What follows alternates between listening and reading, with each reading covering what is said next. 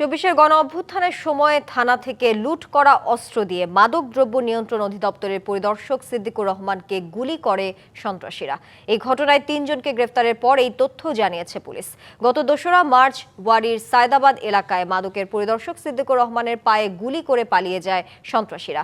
পরে CC footage ও তথ্য উপাত্ত বিশ্লেষণ করে এই ঘটনায় জড়িত ৩ সন্ত্রাসীকে গ্রেফতার করা হয়। তাদের কাছ থেকে পুলিশের লুট হওয়া একটি অস্ত্র সহ মোট ৩টি অস্ত্র এবং ২৩ রাউন্ড গুলি উদ্ধার করা হয়। পুলিশ বলছে তারা মূলত মাদক সেবন করতে সেখানে গিয়েছিল।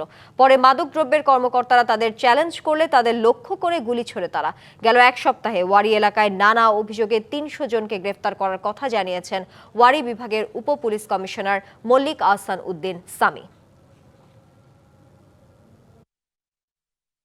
মাদক সেবী এবং তারা অস্ত্রধারী সন্ত্রাসী, এরা খুব কাকতালীয়ভাবেই মাদকদ্রব্য নিয়ন্ত্রণের যে অপারেশন চলতেছিল সামনে পড়ে যাওয়ার র্যান্ডম সার্চিং এর সামনে পড়ে যাওয়ার কারণে ওরা প্রথমে পলানোর চেষ্টা করছে, তারপর পলাতে না পেরে গুলি করছে, ফাঁকা গুলি করছে, আর একটা গুলি পায়ে লাগছে।